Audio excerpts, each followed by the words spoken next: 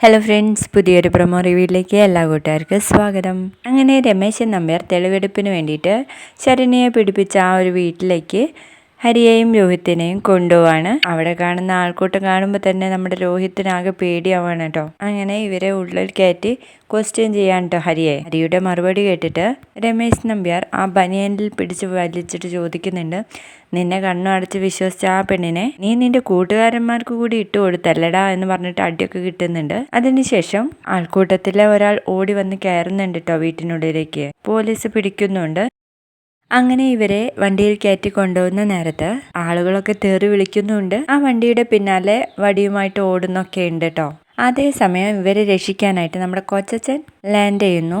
മനുവിനോട് ഹരിയെ രക്ഷിക്കാൻ വേണ്ടിയിട്ട് എന്തെങ്കിലും ചെയ്യണ്ടേ എന്ന് ചോദിക്കുമ്പോൾ മനു പറയും, കൊച്ചച്ഛ, നമ്മൾ വിചാരിച്ച പോലെയല്ല, കോടതി വളപ്പിൽ ഒരു 500 പേരെങ്കിലും ഇടിച്ചു കയറും. അതിനുള്ളിൽ നമ്മൾ വിട്ടാലേ ഉറുമ്പിനെ ഞെരടുന്ന പോലെ നമ്മളെ ഞെരടിയിരിക്കും എന്ന് പറയുന്നുണ്ട്. അപ്പോഴേക്കും കൊച്ചച്ഛൻ അങ്ങ് ദേഷ്യം പിടിക്കുന്നു. എന്നിട്ട് ശിവന്റെ അടുത്ത് പോയി പറയും, ശിവേട്ടാ, നമുക്ക് കോടതിയിലോട്ട് പോവാം, നമുക്ക് പേടിച്ച് മിണ്ടാതിരിക്കാനൊന്നും പറ്റത്തില്ലല്ലോ, ഈ കുടുംബത്തിലെ 2 കുട്ടികളായി പോയില്ലേ എന്ന് പറഞ്ഞിട്ട് അവര് 2 പേരും കൂടി കോടതിയിലോട്ട് പോകുന്ന ഒരു അടിപൊളി പ്രൊമോ ആയിരുന്നേ.